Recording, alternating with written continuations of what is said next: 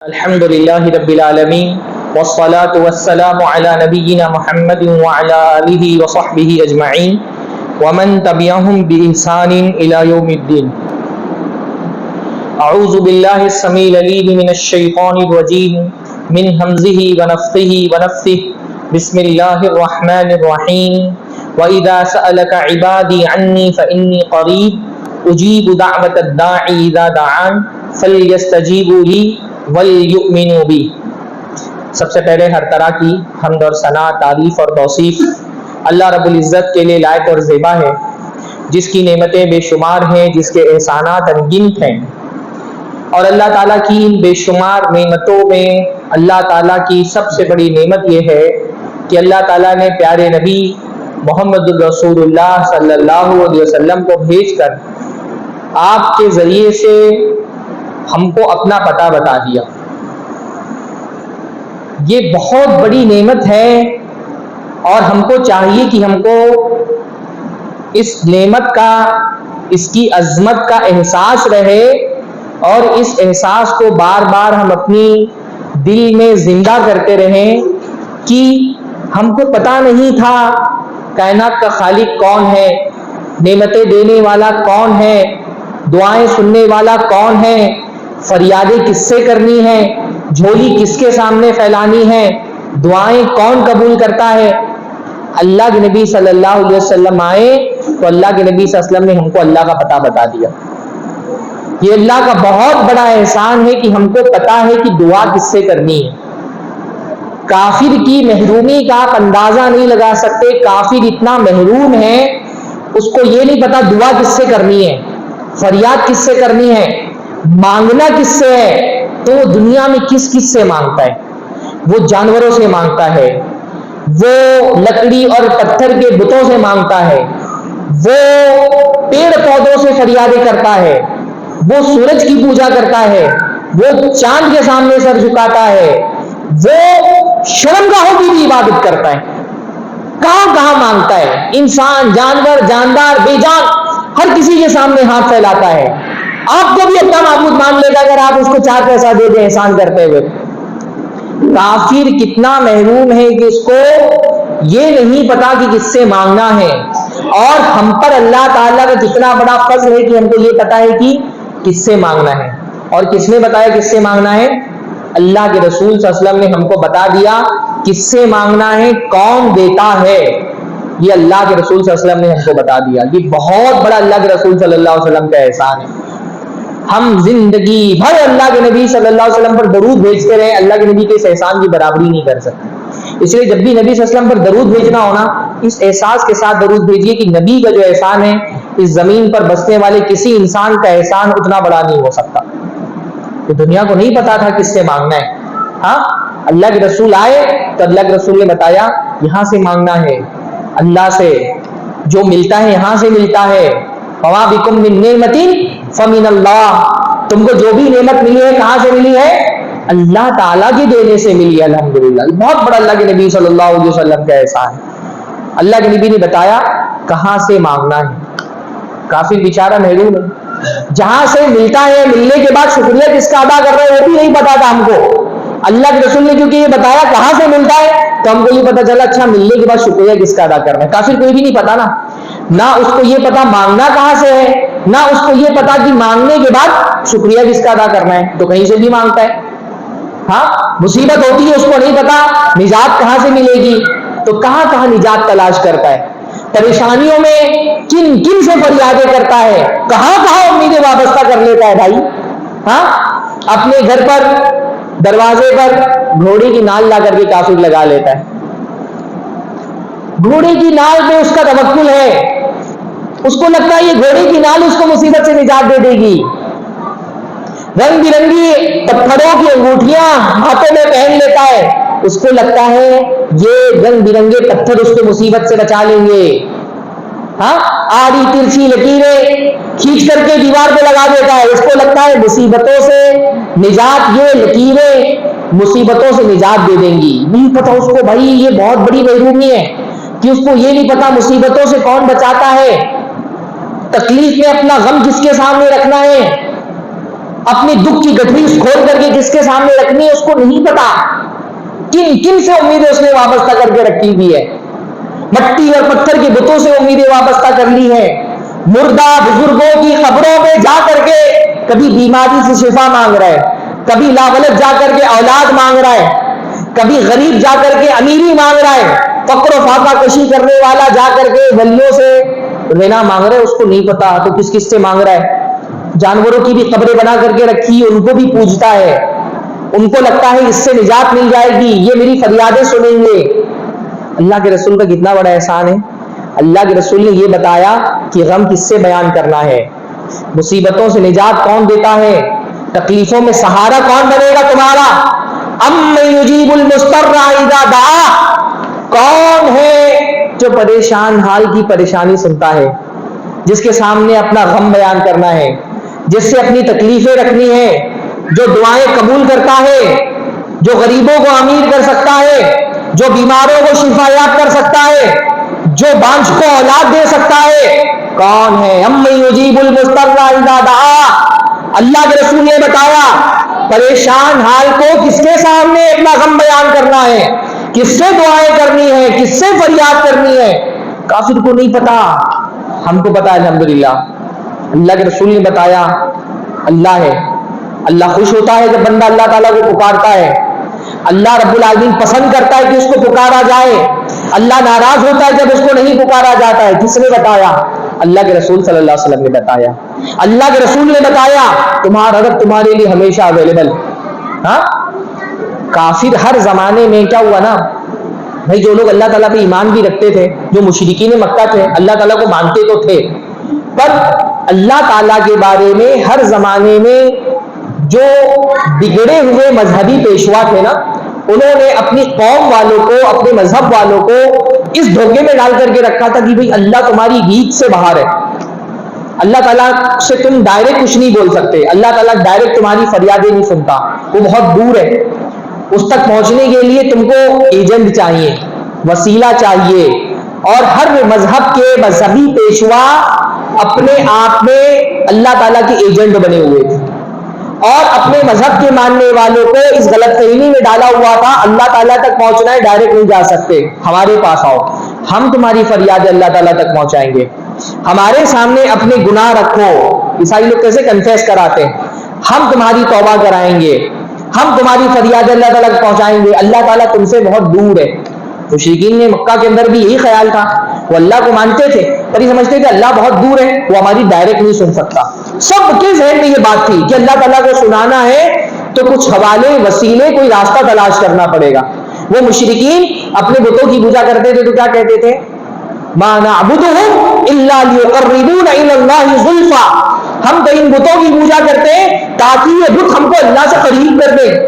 ان کو لگتا تھا اللہ دور ہے, اللہ سے قریب ہونا ہے تو یہ بتوں کا ہی راستہ ہے, اس کے پنڈتوں اور مجاوروں کے پاس جائیں گے تو یہی ہمارا پیغام اللہ تعالیٰ تک پہنچائیں گے. اللہ ڈائریکٹ نہیں سنتا. ہؤلاء شفعاؤنا عند اللہ, یہ اللہ کے ہماری سفارش کرتے ہیں. اللہ کے رسول آئے تو اللہ کے رسول صلی اللہ علیہ وسلم نے یہ غلط فہمی دور کی کہ اللہ دور ہے. نہیں, اللہ کے رسول صلی اللہ علیہ وسلم نے بتایا, اللہ تعالیٰ کا پیغام پہنچایا کہ اللہ تعالیٰ نے فرمایا ہے اذا سألک عبادی عنی فانی قریب. اے میرے پیارے نبی, جب آپ سے میرے بندے سوال کرے, عبادی, واللہ بڑا محبت والا لفظ ہے, کاش اس لفظ کی گہرائی کو آپ سمجھ سکتے. عبادی, جب ہم کسی سے بڑی محبت کرتے ہیں نا تو اس کو اپنی طرف منسوخ کرتے ہیں. اللہ کہہ رہا ہے میرے بندے, میرے بندے جب میرے بارے میں پوچھے تو نبی, اللہ کا پتہ کون بتائے گا؟ صرف ایک ہی ذات ہے جو اللہ کا پتہ بتا سکتی ہے, وہ کون ہے؟ اللہ کے نبی. ہاں, اذا سألک عبادی عنی, جب آپ سے میرے بندے میرے بارے میں سوال کرے تو ان سے تم سے بتاؤ, انی قریب, میں تو قریب ہوں, میں ان کے پاس ہوں, میں ان کے لیے اویلیبل ہوں. مجھ تک پہنچنے کے لیے کسی 2 نمبری ایجنٹ کے پاس جانے کی ضرورت نہیں ہے. گنہگار سے گنہگار بندہ میرے حضور میں آئے گا, میں اس کی فریاد سنتا ہوں. انی قریب, میں قریب ہوں. اجیب دعوت الداعی اذا دعان, دعا کرنے والا جب مجھ سے دعا کرتا ہے, فریاد کرنے والا جب ہاتھ اٹھاتا ہے, جب میرا بندہ گڑگڑا کے سجدے میں گر پڑتا ہے, میں سنتا ہوں. مجھ تک ڈائریکٹ پہنچ سکتے ہو. مجھ تک پہنچنے کے لیے کسی بزرگ، کسی ولی، کسی پیر، کسی پنڈت، کسی مجاور، کسی پادری کا سہارا لینے کی ضرورت نہیں ہے. یہ کس نے بتایا؟ اللہ کے رسول نے بتایا کہ تمہارا رب تمہارے قریب ہے، ڈائریکٹ اس سے مانگو. بلکہ وہ تو جتنا قریب ہے اتنا کوئی قریب نہیں. نحن اقرب الیہ من حبل الورید، میں تو ان کی شہرک سے بھی زیادہ ان سے قریب ہوں. وہ تو اتنا قریب ہے کہ کوئی قریب ہونے والا کیا اتنا قریب ہوگا؟ ہاں، نہ ماں، نہ باپ، نہ بیوی، نہ بچے، اتنا قریب تو کوئی نہیں. وہ تو دل کی دھڑکنوں کو سن رہا ہے، وہ تو دماغ میں پیدا ہونے والے خیالات سے بھی واقف ہے، وہ تو ہر آہ کی گہرائی کو پہنچنے والا ہے. اس سے زیادہ قریب کون ہے؟ اس سے زیادہ غم تمہارا کون سمجھ سکتا ہے بھائی؟ تمہارے آنسوؤں کی ویلیو اس سے زیادہ کس کو پتا ہے؟ دنیا میں کوئی تمہارا غم سمجھ سکتا ہے؟ تسلی کے دو لفظ بول دیتے ہیں لیکن آپ کے غم کی گہرائی کوئی نہیں سمجھتا. صرف اللہ جو آپ کے غم کی گہرائی سمجھتا ہے. اگر کوئی دنیا میں کوئی ذات ایسی ہے جو آپ کی تکلیف کا صحیح علم رکھتی ہے تو صرف اللہ تعالیٰ کی ذات ہے. لوگ تسلی دے دیتے ہیں پر کسی کو پتا نہیں ہوتا آپ اندر سے جل رہے ہوتے ہیں، گھٹ رہے ہوتے ہیں، تکلیف سے ٹوٹ رہے ہوتے ہیں اندر سے. کسی کو نہیں پتا ہوتا آپ کتنا بھی غم بیان کر دیں. اللہ ہے جو آپ کا غم جانتا ہے. واللہ اللہ ہے جس کے سامنے آپ اپنے غم کی گٹھری کھول کر کے رکھ دیں. ہاں، انما اشکو بثی وحزنی الی اللہ، میں اپنا غم، اپنی تکلیف اپنے رب سے بیان کرتا ہوں. اللہ ہی حق رکھتا ہے کہ اس کے سامنے غم بیان کیا جائے. وہ تمہاری آنسوؤں کی قدر جانتا ہے، وہ تمہارے دل کی حالت جانتا ہے، وہ تمہاری آہوں کی گہرائی تک پہنچ سکتا ہے اور کوئی نہیں پہنچتا بھائی. اور وہ تو بھائی ایسا قریب، اللہ جتنا اویلیبل کون ہے؟ اللہ جتنا اویلیبل کوئی ہے؟ ہاں بھائی، اصول تو یہ ہے کہ مانگنے والا دینے والے کے پاس جاتا ہے نا. اصول تو یہی ہے، مانگنے والا دینے والے کے پاس جاتا ہے. پر یہاں تو الٹا معاملہ ہے، یہاں تو دینے والا مانگنے والے کے پاس آ رہا ہے. اللہ کتنا اویلیبل کون ہے؟ ہاں، اللہ رب العالمین. کوئی ایسا وقت ہے دنیا، مطلب 24 گھنٹے میں کون سا ایسا وقت ہے جس میں اللہ تعالیٰ دعا قبول کرنے کے لیے اویلیبل نہیں رہتا؟ آپ کو ویٹ کرنا پڑے گا. ہے کوئی ایسا وقت؟ ہاں، ہمیشہ. رات میں 3 بجے آپ گھبرا کر کے اٹھ جائیں، غم اور پریشانیاں، تکلیفیں آپ کو سونے نہ دیں، فکر مندیاں آپ پر حاوی ہو جائیں، رات میں 3 بجے اٹھ جائیں. کیا 3 بجے ایسا ٹائم ہوتا ہے کہ اللہ اویلیبل نہیں رہتا؟ ہاں، آپ کو فجر کا انتظار کرنا پڑے گا تب اللہ اویلیبل ہوگا؟ نہیں، اللہ 3 بجے بھی اویلیبل ہے، بلکہ زیادہ اویلیبل ہے. جب دنیا میں کوئی اویلیبل نہیں تو اللہ تعالیٰ اویلیبل ہے اور زیادہ اویلیبل ہے. اللہ تعالیٰ تو اپنے آخری آسمان میں، جو پہلا آسمان زمین سے قریب ہے، وہاں جاتا ہے رات کے آخری حصے میں اور پکار رہا ہوتا ہے. ہاں، هل من مستغفر فاغفر له، کوئی بخشش طلب کرنے والا ہے، معافی مانگنے والا ہے تو میں اس کی معافی کر دوں، اس کو بخشش دے دوں، اس کو معاف کر دوں، اس کے گناہوں کو دھو دوں. هل من سائل فاعطیہ، کوئی سوال کرنے والا ہے تو میں اس کی جھولی بھر دوں. مانگنے والا دینے والے کے پاس نہیں جا رہا، دینے والا مانگنے والے کے پاس آیا ہوا ہے. اتنا کون اویلیبل ہے؟ اور یہ کس نے بتایا ہم کو؟ یہ ہم کو پتا نہیں سکتا. اگر نبی نے نہیں بتایا ہوتا تو پتا چلتا. نبی نے بتایا نا بھائی، تو کتنا بڑا اللہ کے نبی صلی اللہ علیہ وسلم کا احسان ہے کہ اللہ کے نبی صلی اللہ علیہ وسلم نے بتایا کہاں سے مانگنا ہے. پہلا اللہ کے نبی کا احسان. اور صرف یہ نہیں بتایا کہاں سے مانگنا ہے، کہاں سے ملتا ہے، اللہ کے نبی نے یہ بھی بتایا کیسے مانگنا ہے اور کیا مانگنا ہے. صرف یہ نہیں بتایا کہاں سے مانگنا ہے. بھائی ہم کو پتا بھی چل جائے کہاں سے مانگنا ہے، ہم کو تو سمجھ میں نہیں آئے گا کیا مانگنا ہے، ہم تو کچھ بھی مانگیں گے. اللہ کے رسول یہ بھی سکھا کے گئے کیسے مانگنا ہے اور کیا مانگنا ہے. یہ بڑا پیارا موضوع ہے کہ ہم اللہ کے نبی صلی اللہ، ہمارا بہت بڑا پرابلم ہے ہم کو مانگنا نہیں آتا. بھائی ہمیں بھکاری، ہماری حقیقت کیا ہے؟ ہم اللہ کی بھکاری ہے نا. یا ایھا الناس انتم الفقراء الی اللہ واللہ هو الغنی الحمید. اے لوگوں تم اللہ کے محتاج ہو، اللہ کے حضور میں تمہاری حیثیت فقیروں سی ہے. واللہ هو الغنی الحمید، اللہ تعالیٰ غنی ہے، بے نیاز ہے، حمد کا مستحق ہے. ہم تو فقیر، ہمارے باپ دادا فقیر، ہماری ماں فقیر، ہمارا باپ فقیر، ہم سب محتاج، بے بس، لاچار، کمزور. اللہ طاقتور اور غنی. بھائی فقیر کی بدنصیبی ہے کہ اس کو مانگنا نہ ہے. فقیر کی بدنصیبی ہے جو اس کو مانگنا نہ ہے. ہم وہ بدنصیب لوگ جن کو مانگنا بھی نہیں آتا. یہ تو پیارے رسول کا احسان ہے کہ انہوں نے سکھا دیا کہ مانگنا کیسے ہے, مانگنا کیسے ہے اور کیا مانگنا ہے. اس لیے ایک بڑا پیارا موضوع ہے نبی صلی اللہ علیہ وسلم کی دعائیں, جو ہمارا آج کا موضوع ہے پیارے نبی کی پیاری دعائیں. اللہ کے نبی صلی اللہ علیہ وسلم نے ہم کو بتایا کیسے مانگنا ہے اور کیا مانگنا ہے. اس لیے یہ موضوع سوچے نا, یعنی کائنات میں اللہ کے نبی اللہ رب العالمین کے سب سے چہیتے بندے, اللہ رب العالمین کی سب سے محبوب شخصیت اللہ کے نبی صلی اللہ علیہ وسلم کی شخصیت ہے. بندگی کے اعلیٰ ترین درجے پہ پہنچے ہوئے اللہ کے نبی صلی اللہ علیہ وسلم, بندگی کی معراج اللہ کے نبی صلی اللہ علیہ وسلم کو حاصل ہے.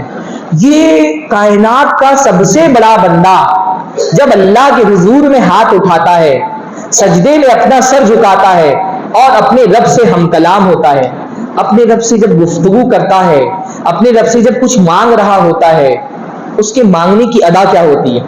ہاں, کیا مانگتا ہے اللہ سے, کیسے مانگتا ہے اللہ سے؟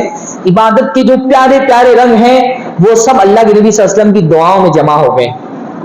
تفویض, استسلام, توکل اللہ رب العالمین کی ذات پر, بھروسہ اللہ رب العالمین کی ذات پر, اپنے آپ کو گرا دینا, تذلل, خشوع, انکساری, ہر طرح کی عبادت کے جو پیارے پیارے رنگ ہیں وہ سب سے نمایاں کب ہوتے؟ اللہ کے نبی صلی اللہ علیہ وسلم کی دعاؤں میں. نبی صلی اللہ علیہ وسلم کی دعائیں پڑھیں, اگر وہ دعائیں عربی میں یاد نہیں کر سکتے تو کم سے کم ان کا ترجمہ یاد کریں. اس سے دو فائدے ہوں گے آپ کو, ایک سمجھ میں آئے گا اللہ تعالیٰ سے کیسے مانگنا ہے اور اللہ تعالیٰ سے کیا مانگنا ہے. ہمارا پرابلم یہ ہے بھائی, اہل حدیثوں کا تو عام پرابلم یہ ہے اہل حدیث دعا بہت کم مانگتے ہیں, یہ پرابلم ہے ہمارا. ہاں, حنفی ہوتے ہیں تو بدعتی طرح سے دعا مانگ رہے ہوتے ہیں, ہر نماز کے بعد اذکار چھوڑ کر کے دعا ہی کرنا شروع کر دیتے ہیں اجتماعی. ہاں, جہاں پہ دعا نہیں وہاں بھی دعا مانگ رہے ہوتے ہیں, وضو بنانے کے بیچ میں دعا مانگ رہے ہیں, چہرہ دھونے کی دعا الگ, ہاتھ دھونے کی دعا الگ, بہت ساری جگہوں پہ دیکھا میں نے وضو کے بیچ میں بھی دعائیں مانگ رہے ہیں, جہاں نہیں دعا وہاں بھی مانگ رہے ہیں. اہل حدیث ہوتے ہیں جب ان کو بتایا جاتا ہے یہ دعا کے طریقے بدعتی ہیں تو جو مصنون طریقے ہیں وہ بھی چھوڑ دیتے ہیں, دعا مانگنا ہی بھول جاتے ہیں. ہاں, ہم دعا بہت کم مانگتے ہیں, اور جتنی دعائیں مانگتے بھی ہیں وہ دل سے نہیں مانگتے, زبان سے مانگتے. ہاں, جتنی دعائیں ہم مانگتے ہیں دل کی گہرائی سے نہیں مانگتے, طوطی کی طرح زبان سے پڑھ دیتے. اتنے سارے لوگ بیٹھے ہیں, ہاں, آپ میں سے اللہم باعد بینی و بین خطایا سب کو یاد ہوگی نا. آپ میں سے کا کوئی بندہ اللہم باعد بینی و بین خطایا کا ترجمہ سنا سکتا ہے؟ انشاءاللہ جو مسجد کے ذمہ دار ہیں میری طرف سے انعام دیں گے وہ آپ کو. کس کو یاد ہے اللہم باعد بینی و بین خطایا کا ترجمہ؟ ہاں, التحیات تو سب کو یاد ہوگی نا. کتنے لوگ ہم میں سے جن کو التحیات کا ترجمہ یاد ہے؟ التحیات للہ والصلوات والطیبات. پوری نہیں یاد ہے کسی کو؟ سنائے گا کوئی؟ ہاں, شرما رہے ہوں گے, یاد تو ہوگا کسی نے کسی کو انشاءاللہ. ہاں, پوری زندگی گزر جاتی ہے التحیات پڑھ رہے تشہد میں, اتنی توفیق نہیں ملتی کہ التحیات کا ترجمہ ہی یاد کر لیں. سورہ فاتحہ کا ترجمہ صحیح سے نہیں یاد ہوتا ہے. ہم دنیا میں امپرومنٹ کی بہت کوشش کرتے ہیں, کاروبار کر رہے ہیں, اگر 4 کروڑ بھی کما رہے ہیں تو سوچتے ہیں 4 کروڑ کا 8 کروڑ کیسے بنائیں. دنیا میں امپرومنٹ کے پیچھے بہت لگے ہوئے ہیں, لیکن دین میں قناعت پسند ہو گئے, بس تھوڑا بہت جو کر رہے ہیں زندگی بھر وہی کرنا ہے. حالانکہ بندے کو دنیا میں قناعت کرنی چاہیے اور دین میں ترقی کرنے کی کوشش کرنی چاہیے. کوشش کرنا چاہیے کہ میں آج اتنا کر رہا ہوں کل اس سے زیادہ کروں. آج میں فرض کی پابندی کر رہا ہوں تو کل کوشش کروں کہ نوافل کی پابندی کروں. آج نوافل کی پابندی کر رہا ہوں, کل سوچوں کہ میں سنت غیر موقتہ کی بھی پابندی کر لے جاؤں. پر ہمارے دنیا میں تو ہم بہت امپرومنٹ چاہتے ہیں.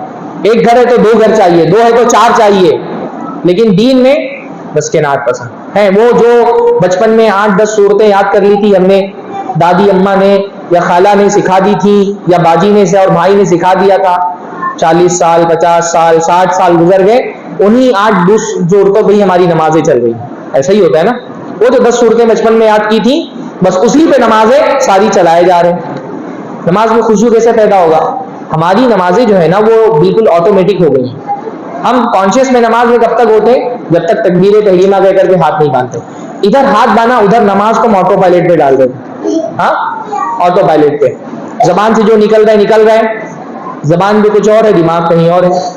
دماغ گھر میں, دماغ دکان پہ, دماغ بچوں میں, دماغ بیوی میں, دماغ سڑکوں پہ, दिमाग बाजार में और जबान से ऑटोमेटिक जो निकल रहा है। ऑटोमेटिक सूरत फातिहा के बाद जो सूरत आ गई, कॉन्शियसली हम इंतखाब नहीं करते। इंतखाब क्या करेंगे, 10 सूरतें याद है, ऑटोमेटिक सूरत फातिहा के बाद जो सूरत जबान पे आ गई।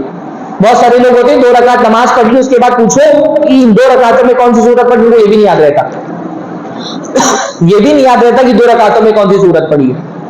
इंप्रूवमेंट लाइए नमाज में भाई।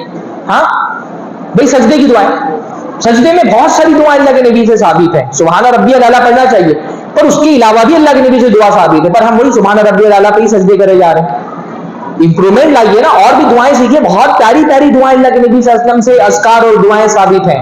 हाँ, सुभानक अल्लाहुम्मा रब्बना व बिहम्दिका अल्लाहुम्मा इग़फिरली सुब्बूहुन कुद्दूसुन रब्बुल मलाइकति वर्रूह या हय्यु या क़य्यूम बिरहमतिका अस्तगीथ। हाँ, कितनी प्यारी दुआ है। अल्लाहुम्मा लका सजदतु व बिका आमनतु व लका अस्लमतु व खशअ लका समई व बसरी मुखी व अज़मी व अस्बी व मस्तक़ल्लत बिही क़दमी लिल्लाहि रब्बिल आलमीन। कितनी प्यारी दुआ है। दुआएं सीखिए, सजदे की दुआएं बहुत सारी अल्लाह के नबी से साबित है। सुभान रब्बिल आला के अलावा भी दुआएं साबित है। इंप्रूवमेंट लाइए ना दीन के अंदर। हाँ, रुकू में दुआएं अल्लाह के नबी से साबित है। मुझे ना अपने हनफी भाइयों पे बहुत अफसोस होता है। 2 सजदों के दरमियान की जो दुआ है, कितनी प्यारी दुआ है। हाँ, कितनी सारी चीजें जो बहुत अजीम है एक साथ दुआओं में, सजदे के बीच की दुआ में जमा हो गई है। अल्लाह मग़फ़िरली वरहमनी वाहदीनी वआफ़िनी वरज़ुक़नी। हाँ, बाज़ रिवायतों में वजबुरनी का भी लफ्ज़ है। अल्लाह मग़फ़िरली, अल्लाह रब्बुल आलमीन मुझको बख्श दे, मग़फ़िरत मांग ली। वरहमनी, मुझ पर रहम फरमा। हाँ, वाहदीनी, मुझको हिदायत दे। वआफ़िनी, मुझको आफियत अता फरमा। वरज़ुक़नी, मुझे रिज़्क़ अता फरमा।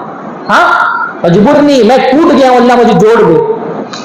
कितनी बड़ी बड़ी चीजें एक कलमे के अंदर क्या क्या आ गया। मग़फ़िरत आ गई, रहमत आ गई, रिज़्क़ आ गया, आफियत आ गई, हिदायत आ गई। और क्या चाहिए बंदे को भाई।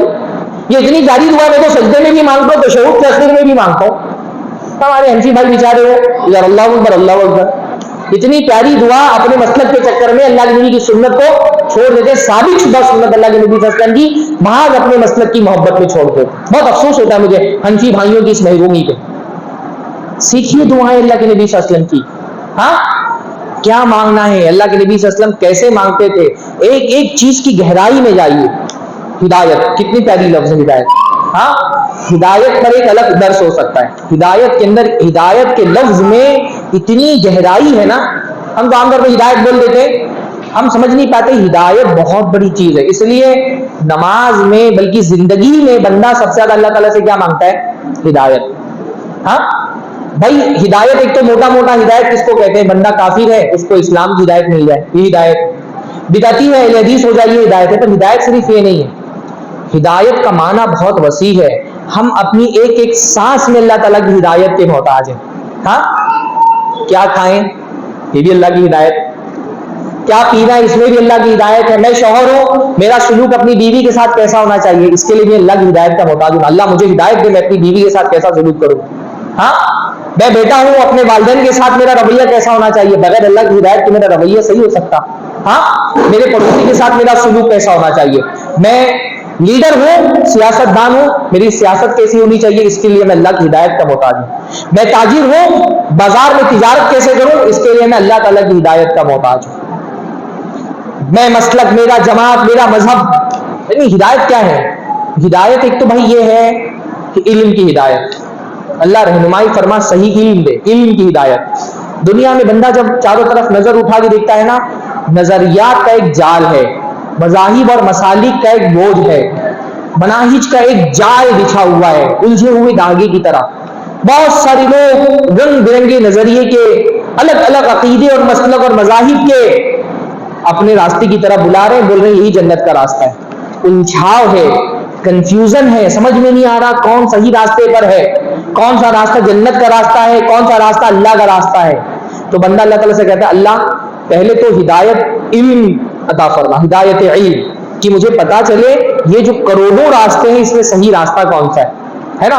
मुल्हिद अपने रास्ते की तरफ बुला रहा है, नास्तिक अपने रास्ते की तरफ बुला रहा है, मजहब के मानने वाले अलग अलग रास्तों की तरफ बुला रहे हैं। और फिर एक ही मजहब में, इस्लाम में شیعہ اپنی طرف بلا رہے ہیں، خوارج اپنی طرف بلا رہے ہیں، بریلوی کہہ رہے ہیں ہمارے پاس جنت کا راستہ ہے، سارے الگ الگ مسلک کے لوگ اپنی اپنی طرف بلا رہے ہیں. تو اللہ تعالیٰ مجھے پہلے صحیح راستہ دکھا کون سا ہے.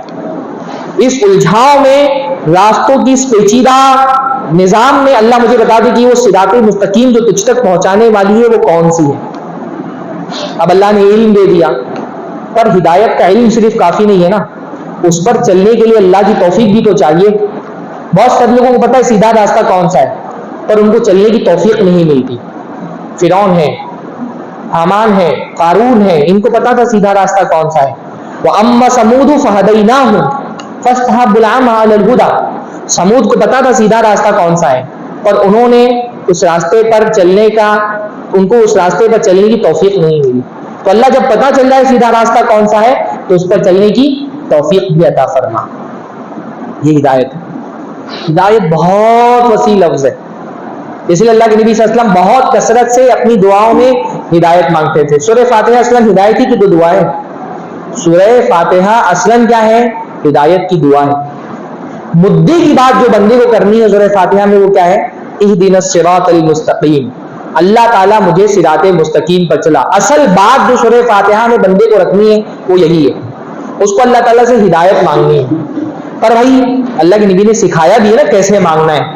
تو اللہ سے مانگنے کا طریقہ یہ ہے کہ جب اللہ سے کچھ مانگو تو اللہ کو کچھ دے کر کے اس سے مانگو. پر ہم تو غریب، فقیر، محتاج، بے بس، ہم اللہ کو کیا دے سکتے ہیں؟ تو ہم اللہ کو پہلے اس کی عظمتوں کا حوالہ دیتے ہیں، اس کے ناموں کا وسیلہ دیتے ہیں، ہاں تعریف کرتے ہیں خوب اس کی. جیسے کوئی غریب کسی امیر کے پاس جب کچھ مانگنے کے لیے جاتا ہے تو پہلے تعریفیں کر کے خوب چاپلوسی کرتا ہے نا. تو بندوں سے چاپلوسی کرنا بری چیز ہے، اللہ کی چاپلوسی عبادت. اللہ کی خوب تعریفیں کرنی ہے تو پہلے بندہ تعریفیں کر رہا ہے. الحمدللہ رب العالمین الرحمن الرحیم مالک یوم الدین. ساری تعریف اللہ کے لیے جو جہانوں کا رب ہے، بڑا مہربان اور نہایت رحم کرنے والا ہے، بدلے کے دن کا مالک ہے. خوب تعریفیں کر رہے ہیں. اب اس کے بعد دوسری چیز ہم اللہ کو کیا دے سکتے ہیں؟ اپنی وفاداری کا حوالہ. ہاں ایاک نعبد و ایاک نستعین، اللہ ہم تیری ہی عبادت کرنے والے ہیں، تجھی سے مدد طلب کرنے والے، تیری پارٹی کے لوگ ہیں، تیرے در پہ اس لیے آئے کیونکہ تیرے علاوہ کسی کو مانتے نہیں کہ کوئی دے سکتا ہے. ہم یہ سمجھتے ہیں کہ دینے والا تو ہے، ہمارا عقیدہ ایمان یہ کہ تجھ سے ہی مانگا جائے گا. اپنی وفاداری کا حوالہ دے رہا ہے، اپنے ایمان و عمل کا وسیلہ لگا رہا ہے. اہدنا الصراط المستقیم سے پہلے جو بھی ہے وہ کیا ہے؟ وسیلہ. پھر بندہ مدعے کی بات کر رہا ہے، اہدنا الصراط المستقیم، اللہ تعالیٰ مجھے صراط مستقیم کی ہدایت دے. اور یہ ہدایت دونوں طرح کی، ہدایت علم بھی اور ہدایت توفیق بھی، کہ اللہ پہلے مجھے دکھا دے وہ راستہ کون سا ہے جو تجھ تک پہنچانے والا ہے. پھر جب وہ راستہ مجھے پتہ چل جائے تو مجھے اس پر چلنے کی توفیق بھی عطا فرما. ہدایت ارشاد کہ اللہ تعالیٰ بتا، اور ہدایت توفیق کہ اللہ تعالیٰ چلا. اہدنا میں دونوں معنی پائے جاتے ہیں، اللہ صراط مستقیم دکھا دے اور صراط مستقیم پر چلا. پھر اہدنا صراط المستقیم کے بعد جو ہے وہ کیا ہے؟ وہ اس دعا کی شرح ہے، تفصیل ہے نا، اسی کی ڈیٹیل ہے. کون سا راستہ؟ وہ راستہ جس پر وہ بندے چلے جن پر تو نے انعام کیا. اس راستے پر مت چلانا جس پر وہ لوگ چلے جن پر تیرا غضب نازل ہوا، اور گمراہ لوگوں کے راستے پہ نہیں چلانا. تو بندہ سورہ فاتحہ میں اصل بندہ کیا مانگتا ہے؟ ہدایت مانگ رہا ہے. سورہ فاتحہ میں ہدایت مانگتا ہے، دو سجدوں کے درمیان ہدایت مانگ رہا ہے، قنوت فطر میں بھی ہدایت مانگ رہا ہے اللہ تعالیٰ سے بندہ. تو ہدایت بہت قیمتی چیز ہے. ہاں بھائی، اس لیے ہم سب سے زیادہ ہم مومن بندہ دنیا کے لیے نہیں جیتا، آخرت کے لیے جیتا ہے.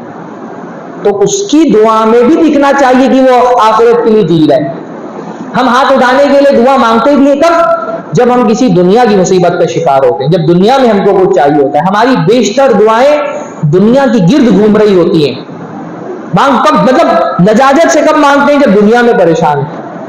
ہماری دعاؤں میں دکھنا چاہیے کہ ہماری پرائرٹی دنیا نہیں آخرت ہے. اللہ کے رسول صلی اللہ علیہ وسلم اپنی دعاؤں میں پہلے آخرت، دنیا مانگنے سے اللہ نے روکا نہیں، ہم کو تو سکھایا ربنا آتنا فی الدنیا حسنہ وفی الآخرۃ حسنہ، اللہ ہم کو دنیا میں بھی بھلائی دے، آخرت میں بھی بھلائی دے.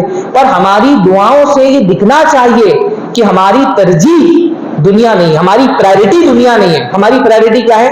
آخرت ہے. اللہ سے آخرت مانگیے. ہدایت یہ بھی ہے کہ بندہ اللہ تعالیٰ سے عبادت کی توفیق مانگے. بھائی ہم کو ایک سبحان اللہ بولنے کی بھی توفیق کب دیتے؟ اللہ ہی دینے والا ہے نا. اللہ توفیق نہ دے سجدہ نہیں کر سکتے ہم. ہدایت یہ بھی ہے کہ اللہ ہم کو سجدے کرنے کی توفیق دے, ہم کو نماز پڑھنے کی توفیق دے. اللہ سے دعائیں مانگی کہ اللہ ہم کو نمازی بنائے. نماز پڑھنے کی دعا کون سی ہے؟ کسی نبی سے ثابت ہے؟ ہاں, نماز کی پابندی کی دعا یاد ہے کسی کو؟ ہاں, نماز کی پابندی کے لیے کون سی دعا پڑھنی چاہیے؟ ایک نبی سے ثابت ہے بھائی, نہیں کسی کو پتا؟ رب اجعلنی مقیم الصلاۃ ومن ذریتی ربنا وتقبل دعا. کس نبی کی دعا ہے؟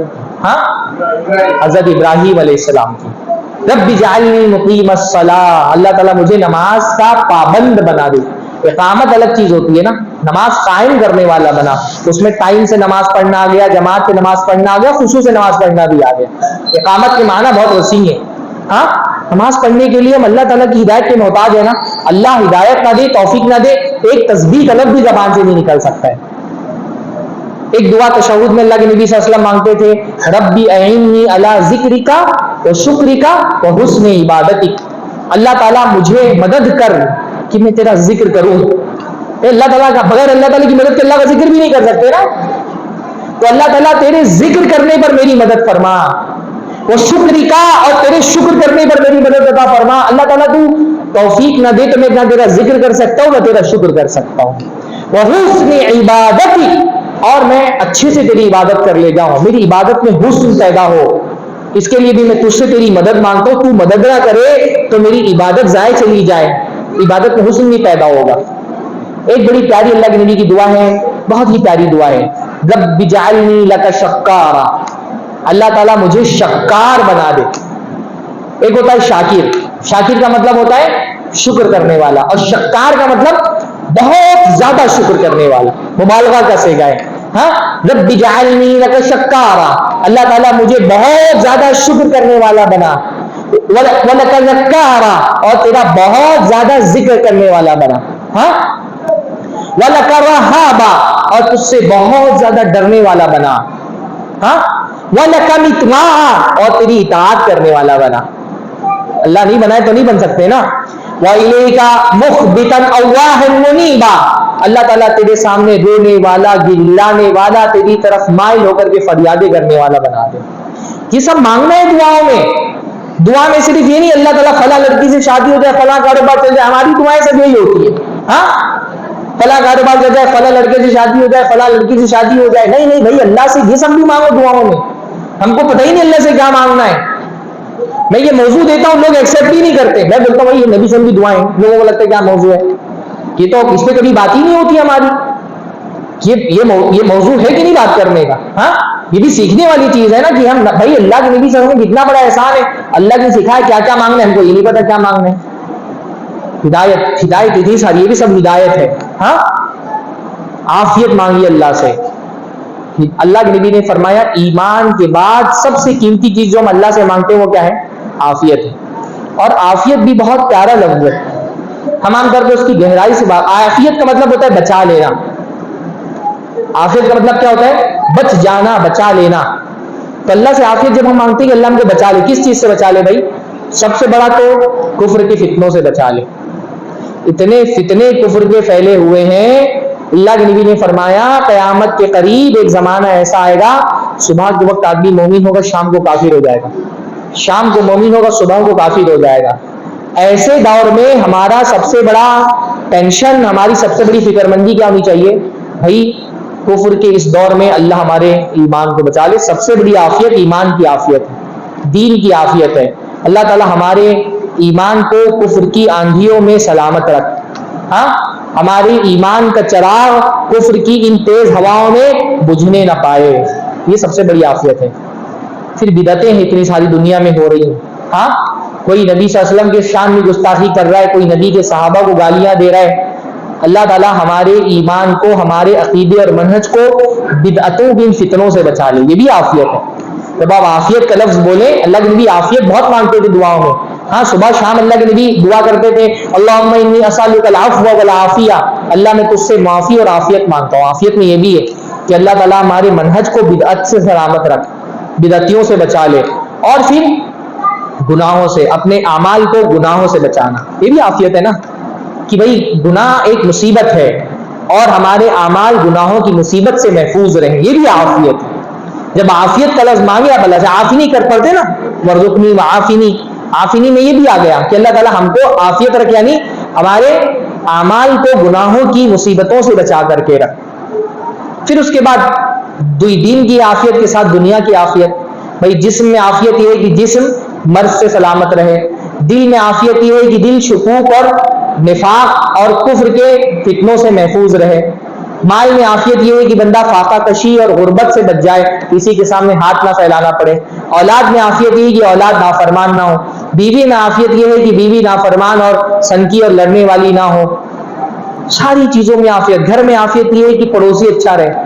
عافیت بہت وسیع لفظ ہے، اس لیے ہدایت کے بعد سب سے زیادہ کس کی دعا کرنی چاہیے؟ عافیت۔ اللہم انی اسألک العفو والعافیہ فی دینی و دنیایا، اللہ کی صبح شام مانگتے تھے یہ دعا، اللہ تعالیٰ میں تجھ سے معافی مانگتا ہوں اور عافیت مانگتا ہوں، فی دینی و دنیایا، اپنے دین میں اور اپنی دنیا میں، واہلی و مالی، اور اپنے اہل میں اور اپنے مال میں۔ ہاں، اللہم انی اسألک العفو والعافیہ فی دینی و دنیایا واہلی و مالی، اللہم استر عوراتی، اللہ تعالیٰ میری جو پوشیدہ چیزیں ہیں، میرے راز ہیں، ان کو فاش نہیں کرنا، ان پہ پردے ڈال کے رکھنا۔ کتنا محتاج ہے اللہ تعالیٰ کی۔ ہاں، ہم اتنے گنہگار ہیں، ہمارے ماتھے پر اگر ہمارے گناہ لکھ دیے جائیں، ہم دنیا میں کسی کو منہ دکھانے کے لائق نہیں رہ جائیں۔ یہ بھی تو اللہ تعالیٰ کا احسان ہے کہ اللہ نے ہمارے گناہوں پہ، ہمارے رازوں پہ پردہ ڈال کر کے رکھا، یہ بھی اللہ سے مانگنا ہے۔ اللہ مستر عوراتی، اللہ تعالیٰ میرے رازوں پہ پردہ ڈال کر کے رکھنا، وآمن روعاتی، اللہ رب العالمین میرے دل کو، میری گھبراہٹوں کو اللہ رب العالمین امن و امان میں ڈال کر کے رکھ، میری گھبراہٹ سے مجھ کو بچانا، ہاں، گھبراہٹ سے سکون عطا فرما دے، ٹینشن سے نجات دے دے۔ واحفظنی من بین یدی ومن خلفی، آگے سے بھی ہماری حفاظت کر، پیچھے سے بھی ہماری حفاظت کر، من بین وعن یمینی وعن شمالی، دائیں سے بھی حفاظت کر، بائیں سے بھی حفاظت کر۔ ہاں، شیطان چاروں طرف سے بہکاتا ہے نا، شیطان نے اللہ سے کہا ہے، اللہ تعالیٰ میں تیرے بندوں کو بہکاؤں گا، لَأَقْعُدَنَّ لَهُمْ صِرَاطَكَ الْمُسْتَقِيمَ ثُمَّ لَآتِيَنَّهُمْ مِنْ بَيْنِ أَيْدِيهِمْ وَمِنْ خَلْفِهِمْ وَعَنْ أَيْمَانِهِمْ وَعَنْ شَمَائِلِهِمْ، شیطان نے کہا میں تیرے بندوں کو آگے سے بہکاؤں گا، پیچھے سے بہکاؤں گا، دائیں سے بہکاؤں گا، بائیں سے بہکاؤں گا۔ شیطان پیچھے پڑا ہوا ہے، بندہ اللہ سے کہتا ہے اللہ تعالیٰ آگے سے بھی بچا، پیچھے سے بھی بچا، دائیں سے بھی حفاظت کر، بائیں سے بھی حفاظت کر، اور اوپر سے بھی حفاظت کر۔ وَأَعُوذُ بِكَ أَنْ أُغْتَالَ مِنْ تَحْتِي، اور اللہ رب العالمین میری حفاظت کر کے نیچے سے کوئی نہ اچک لے جائے، نیچے سے ہی کوئی بہکا نہ لے جائے، ہر جگہ سے حفاظت۔ ایسا مانگنا اللہ کے نبی صلی اللہ علیہ وسلم نے سکھایا ہم کو دعاؤں، عافیت مانگیے، کثرت سے اللہ کے نبی عافیت مانگتے تھے۔ ہاں، وطر کی دعا جو اس میں کلام ہے، بعض علماء کا ثابت ہے کہ نہیں ثابت ہے، تو وطر میں ہے وعافینی فی من عافیت، ہم کو پتہ ہی نہیں ہے نا، ہم جو مانگتے ہیں دعا ہم کو پتہ ہو، یعنی قنوت وطر میں نے دیکھا ہے پوری مہینے، اتنے سالوں سے رمضان میں قنوت وطر میں ہم دعائیں مانگتے ہیں، اتنا نہیں موقع ملتا ہے کہ ایک مرتبہ امام کے ساتھ بیٹھ کر کے سیکھ لیں گے قنوت وطر میں آپ اللہ سے کیا مانگتے ہیں۔ آپ سب کو یہ تو پتا ہے نا قنوت وطر میں دعا مانگتے ہیں، پر ہم میں سے کتنے لوگوں کو پتا ہے کہ کیا مانگتے ہیں؟ کچھ نہیں پتا۔ آمین بولیں گے بہت کس کے، پر پتا نہیں کہ امام آمین کس بات پہ بول رہے ہیں، یہ تو پتا ہونا چاہیے۔ پتا چلا امام بددعا دے رہا ہے، اس پہ بھی آمین بول رہے ہیں۔ بھائی سیکھو تو کس پہ آمین بولنا ہے، اس لیے امام بیچارہ پریشان رہتا ہے۔ قنوت وطر آدھی دعا ہے آدھا ذکر ہے نا، دعا پہ آمین بولنا ہے، ذکر پر خاموش رہے۔ تو ہمارے یہاں کیا مسئلہ، کیونکہ ہم کو پتا تو ہے نہیں کیا مانگ رہے ہیں، تو طوطی کی طرح آمین بول دینا چاہے امام، ہم کو اتنا پتا امام رکا فوراً کھٹ سے آمین بولنا ہے۔ اللہم اہدنی فی من ہدیت دعا ہے، اللہ ہدایت دے، آمین بولنا ہے۔ وعافینی فی من عافیت، اللہ تعالیٰ سے سب کو جیسے تمہیں عافیت دی مجھ کو بھی عافیت دے، آمین بولنا ہے۔ ہاں، اللہم اہدنی فی من ہدیت وعافینی فی من عافیت وتولنی فی من تولیت، میرے لیے بھی سہارا بن جا، میرا بھی سہارا بن جا، ولی بن جا، جیسے سب کا ولی بنا، آمین بولا ہے۔ وبارک لی فیما آتیت، اللہ تمہیں جو دیا اس میں برکت عطا فرما۔ دینا اہم نہیں ہوتا ہے، بہتوں کو مل جاتا ہے پر برکت نہیں ملتی، مال مل گیا برکت نہیں، پریشان، اولاد مل گئی نافرمان، بیوی مل گئی سنکی، پریشان رہتے۔ مل جانا اہم نہیں ہوتی ہے، اس ملے ہوئے میں برکت بھی مانگنی چاہیے۔ بارک لی فیما آتیت وقنی شر ما قضیت، اور اللہ تعالیٰ کوئی تو نے فیصلہ میرے حق میں کر دیا ہے تو اس کے شر سے مجھے بچا. یہاں تک کہ دعا ہے. تو یہاں جب امام رکے گا تو کیا بولنا ہے؟ آمین بولنا ہے. اس کے بعد دعا نہیں ہے, اس کے بعد تعریف ہے, ثنا ہے. ثنا پہ آمین نہیں بولنا ہے.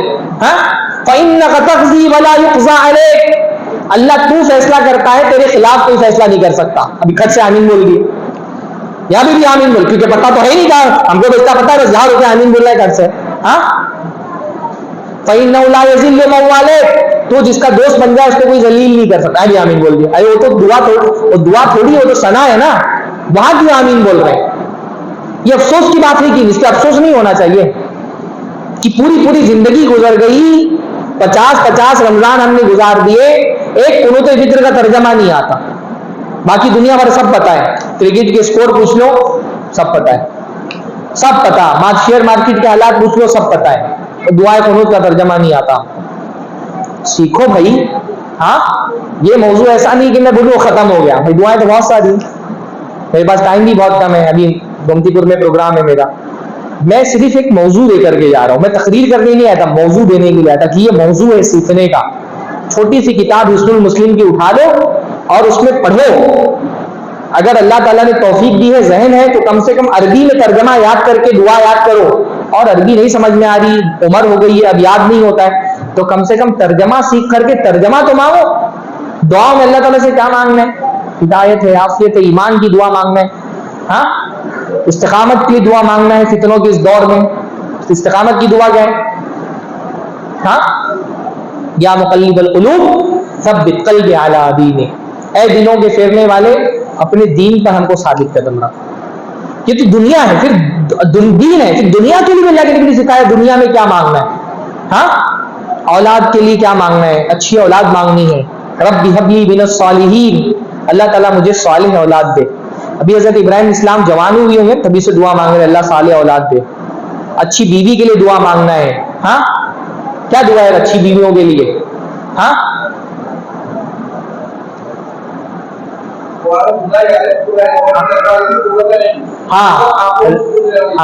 اللہ رب العالمین, ربنا هب لنا من ازواجنا وذرياتنا قرۃ اعین, اللہ تعالیٰ ہماری اولاد اور ہماری بیویوں کو ہمارے لیے آنکھوں کی ٹھنڈک بنا دے.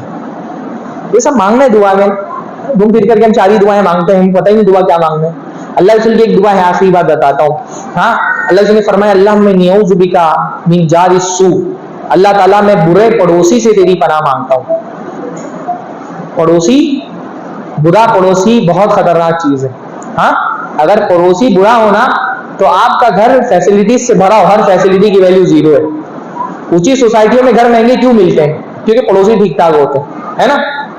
پڑوسی اگر برا ہو جائے, رات میں 2 بجے آپ کی طبیعت خراب ہے, اس کے گھر پہ ڈی جے بج رہا ہے, دروازہ کھول گئے, آپ کے دروازے کے سامنے کچرا لا کے پھینک دیا ہوا ہے.